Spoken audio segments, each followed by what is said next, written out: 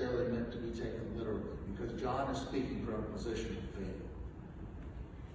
The Gospel of John is divided into two sections.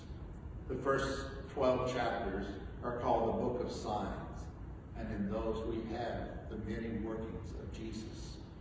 It begins with the wedding feast at Cana, which may be referred to as a miracle, and yet John calls it, this was the first sign that Jesus performed. The second book is the Book of Glory, and it covers chapters 13 to 20. The Gospel does not have a birth story. There are no temptations in the desert or the wilderness, no parables, no Last Supper account except for the washing of the feet of the apostles. There's no Gethsemane. There's no ascension.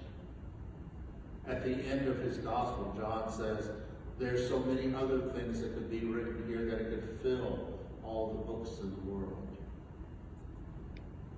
Some of the familiar stories which are in the Gospel of John include the baptism scene, when a voice from heaven announces that this is my beloved Son, in whom I am well pleased.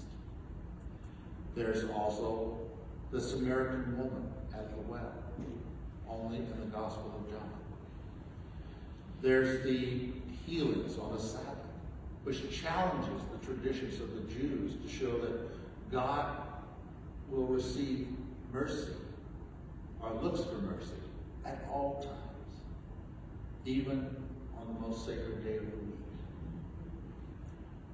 There's also the upper room and doubting Thomas, only in the Gospel of John.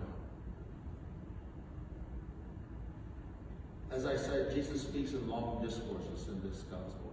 The bread of life discourse takes up the entire chapter 6 and is a very lengthy exposition of who he is as the bread of life, as the one who comes to give life through his own body and blood. And with that discourse, many of his followers leave him because his teaching was too hard to take. Another discourse is when Jesus prepares his disciples for his departure by acknowledging their upcoming grief, his departure and return, and the coming of the Advocate, the Holy Spirit. Mutual love and unity are the focal points of the discourses, with the command to love one another. The Gospel of John depicts both Jesus' humanity and divinity, which was a big issue at the beginning of the church's formation. You may recall there were some heresies as to one claiming that Jesus was he was human, but not necessarily divine. Another claiming that he was fully divine, but not human. John depicts Jesus as both.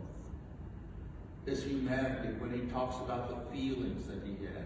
He was angry at those who bought and sold in the temple area, and that was the cause for his actions.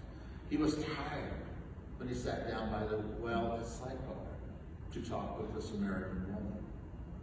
He had sympathy for those who are hungry just before he fed them. And he knew grief and wept at the loss of his friend Lazarus. Jesus expressed his divinity with his many I am statements. He said, I am the bread of life. Come and eat of me. I am the good shepherd. I am the resurrection and the life. I am the gate. I am the way,